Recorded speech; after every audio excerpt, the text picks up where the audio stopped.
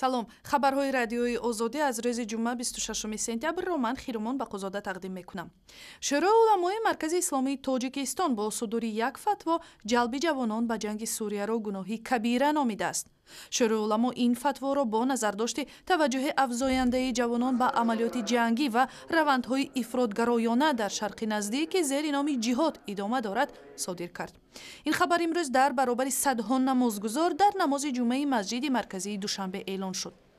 ҷанг бо мусалмонон дар кишвари онҳо иштирок дар амалиётҳои ҷангӣ зад ҳама гуна давлатҳо бар ангехтаи мардум бар зидди роҳбарони худ ба вуҷуд овардани фитна ва масъали ноором гардонданд ва аз байн бурдани сулҳу субот ва ваҳдати ҷомеа гуноҳи кабира ва азим буда ҳар нафаре ки ин кирдорро содир менамояд ба ғазаби худо гирифтор шуда рӯзи қиёмат мустаҳиқи азоби дарнок мегардад.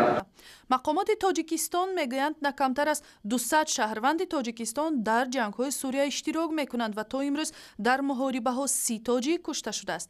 Танҳо аз як рӯстои чорқишлоқи Исфара ба Сурия 20 ҷавони тоҷик рафтааст ва ҳоло мақомот мегӯянд умед доранд имкони бозгардони ин ҷавонҳои ба гуфтаи онҳо гумроҳ шуда вуҷуд дорад.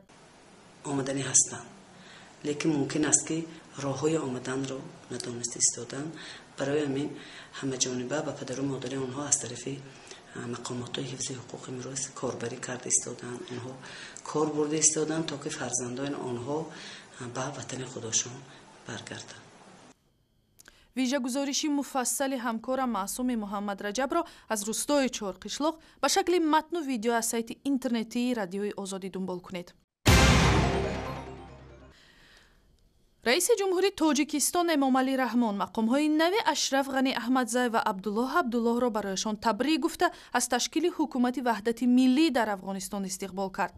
тибқи мувофиқаи ниҳоии Ашраф Ғани Аҳмадзай раиси ҷумҳурии нави Афғонистон ва Абдуллоҳ Абдуллоҳ раиси иҷроии ҳукумати ин кишвар ё нахуст вазир таъин мешавад. оқои Раҳмон дар номааш Аҳмадзайро ба унвони раиси ҷумҳури мунтахаби Афғонистон табрик карда гуфтааст ки Афғонистон ба эҷоди як давлати фарогиру мутавозин ва дорои пойгоҳи васеи иҷтимоӣ ниёз дорад. Абдуллоҳ ва Аҳмадзай баъди анҷоми интихоботи раёсат ҷумҳурии Афғонистон натиҷаҳои райгириро ба чолиш кашида боиси ба дарозо кашида шудани муҳлати эълони натиҷаҳо шуданд. созмони дидбони ҳуқуқи башар Human Rights Watch бо нашри гузориши нав мегӯяд муҳлати нигаҳдошти маҳбусони сиёсӣ дар зиндонҳои Ӯзбекистон бо ҳар баҳонаи ночиз тамдид мешавад.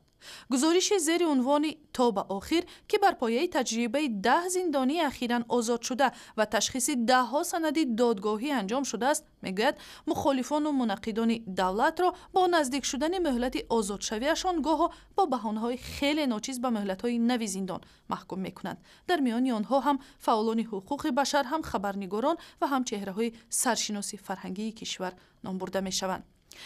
ва ман дар суҳбат бо ҳамкорам аз бахши ӯзбакии радиои Озодӣ Садриддини Ашур пурсидам оё ин гузориши нав аз гузоришҳои қаблӣ чӣ фарқе дорад, чӣ ҳарфи наве дорад? бале, хулосаи созмони Human Rights Watch аз гузаштаҳо хеле фарқ дорад. дар ин ҷо гап дар бораи усулҳои нави раскрутка, яъне баҳона барои илова кардани муддати ҷазо ба маҳбусони сиёсӣ меравад. баъзе аз баҳоное ки сабаби боло бурдани муҳлати ҷазо мешавад аз ҳад зиёд ғайримантиқӣ ҳастанд. масалан, пажӯҳиш маълум кардааст ки маҳбус барои беиҷозат ба ҳоҷатхона рафтан ё рад кардани талаби тоза кардани сабзӣ метавонад ба солҳои иловагии зиндон маҳкум шавад. ин якум. дуввум, дар баёноти нав дар бораи маҳбусони гумшуда ё нопадидшуда сухан меравад. масалан, яке аз онҳо раҳбари гурӯҳи Акрамия Акрам Юлдошев аст, ки дар ҳодисаҳои Андиҷон гунаҳкор дониста шуд. Human Rights Watch мегӯяд 3 сол боз аз Юлдошев ҳеҷ хабаре нест. Human Rights Watch мегӯяд ки агар президентони ҳамшарики Ислом Каримов ба ӯ фишор оранд, эҳтимол аст ки мавқеи Тошкент нисбати маҳбусони сиёсӣ ҳам нармтар шавад. ба фикри шумо чунин имконият вуҷуд дорад?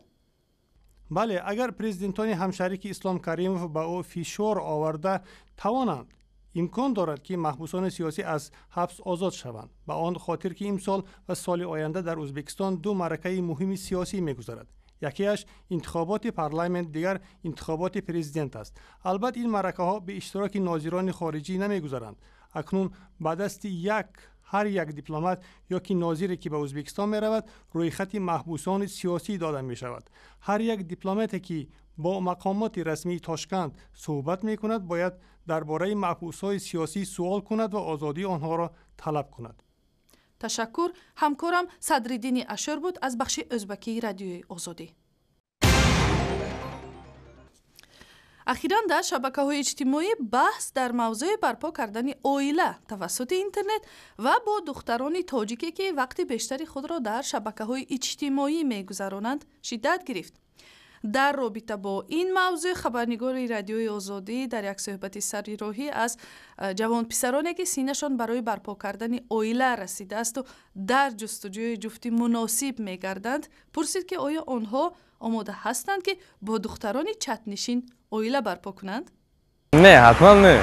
چون که آنها با دیگر بچه‌ها خیلی بسیار گپ میزنند. دختر دیدن از پیش دیدن خیلی بد نگاه کرده بعد خانه دارشان اویله دادن. این مربوط به خود هم شخصیت دختر می باشد. چرا نه، بلکه فیسبوک، توییتر یا همش چیز احتیاج روزمره هر کس است.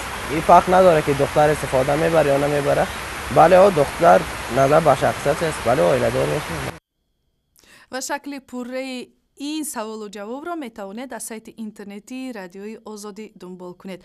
همچنین خبرهای بیشتر را از سایت رادیوی آزادی، شبکه‌های اجتماعی فیسبوک، توییتر، یوتیوب و همزمینه رادیوی آزادی برای تلفنی همراه پیدا کنید.